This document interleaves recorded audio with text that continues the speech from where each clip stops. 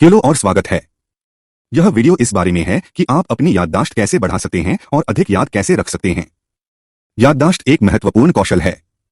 यह हमें सीखने, काम करने और जीवन का आनंद लेने में मदद करता है। लेकिन कभी कभी हम चीजें भूल सकते हैं। इस वीडियो में हम आपकी याददाश्त बढ़ाने के 14 प्राकृतिक तरीके साझा करेंगे। ये विधियां विज्ञान और सिद्ध रणनीतियों पर आधारित हैं। पहला तरीका है अपना ध्यान केंद्रित करना। ध्यान स्मृति का एक प्रमुख अंग है। चीजों को याद रखने के लिए आपको ध्यान देने की जरूरत है। शांत जगह पर पढ़ने की कोशिश करें। टीवी, संगीत और फोन जैसे विकर्षणों से बचें। अकेले रहने और ध्यान केंद्रित करने के लिए कुछ समय निकालें। दूसरा तरीका है रटने से बचना। रटना एक सत्र में बहुत कुछ सीख रहा है। यह याददाश्त के लिए अच्छा काम नहीं करता है। कई सत्रों में अध्ययन करना बेहतर है। यह आपको जानकारी संसाधित करने का समय देता है। शोध से पता चलता है कि नियमित रूप से पढ़ने वाले छात्रों को रटने वालों की तुलना में अधिक याद रहता है। तीसरा तरीका संरचना और व्यवस्थित करना है। सूचनाओं को मेमोरी में क्लस्टर्स में स्टोर किया जाता है। आप इसका इस्तेमाल अपने फायदे के लिए कर सकते हैं। समान चीजों को एक साथ समूहित करने का प्रयास करें या अपने नोट्स और रीडिंग की रूपरेखा बनाएं। इससे आपको संबंधित अवधारणाओं को याद रखने में मदद मिलती है। चौथा तरीका स्मारक उपकरणों का उपयोग करना है। नेमोनिक्स जानकारी को याद रखने की ट्रिक है। उदाहरण के लिए आप किसी शब्द को किसी परिचित चीज से जोड़ सकते हैं। कुछ सामान्य प्रकार के स्मृति विज्ञान संक्षिप्ताक्षर, तुकबंदी, गीत, चित्र और कहानियां हैं। पांचवा तरीका सूचना को दोहराना है। जानकारी को दोहराने से आपको उसे याद रखने में मदद मिलती है। यह आपकी याददाश्त में कनेक्शन को मजबूत करता है। आप जानकारी को जोर से दोहरा सकते हैं, उसे लिख सकते हैं या फ्लैश कार्ड का उपयोग कर सकते हैं। छठा तरीका सूचना को विस्तृत करना है। विस्तार का अर्थ है सूचना में अर्थ या संदर्भ जोड़ना। उदाहरण के लिए आप इसे किसी ऐसी चीज से जोड़ सकते हैं जिसे आप जानते हैं, इसे अपने शब्दों में समझा सकते हैं या उदाहरण दे सकते हैं। विस्तार आपकी स्मृति में अधिक लिंक बनाने में आपकी सहायता करता है। सातवां तरीका सूचना की कल्पना करना है। विजुअलाइजेशन का अर्थ है सूचना की मानसिक छवियां बनाना।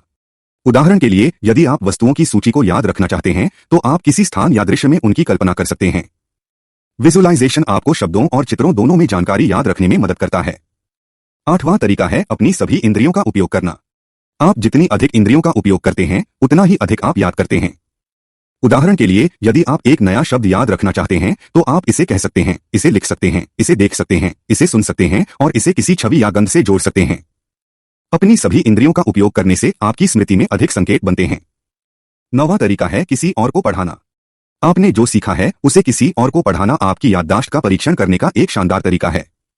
जब आप किसी और को पढ़ाते हैं तो आपको प्रश्नों को व्यवस्थित करना, समझाना और उत्तर देना होता है। यह आपको जानकारी को सुदृढ़ करने और किसी भी अंतराल या त्रुटियों को खोजने में मदद करता है। 10वां तरीका अंतराल पर जानकारी की समीक्षा करना है। अंतराल पर जानकारी की समीक्षा करने का अर्थ है अपने अध्ययन सत्रों को अलग करना। यह भूलने से रोकने में मदद करता है और दीर्घकालिक स्मृति में सुधार करता है। जानकारी को सीखने के तुरंत बाद, फिर कुछ घंटों के बाद, फिर एक दिन के बाद, फिर एक सप्ताह के बाद और इसी तरह से जानकारी की समीक्षा करना एक अच्छी रणनीति है। 11वां तरीका है अच्छी नींद लेना। नींद याददाश्त में महत्वपूर्ण भूमिका निभाती है। नींद के दौरान आपका मस्तिष्क सूचनाओं को संसाधित करता है और अल्पकालिक स्मृति से दीर्घकालिक स्मृति में स्थानांतरित करता है।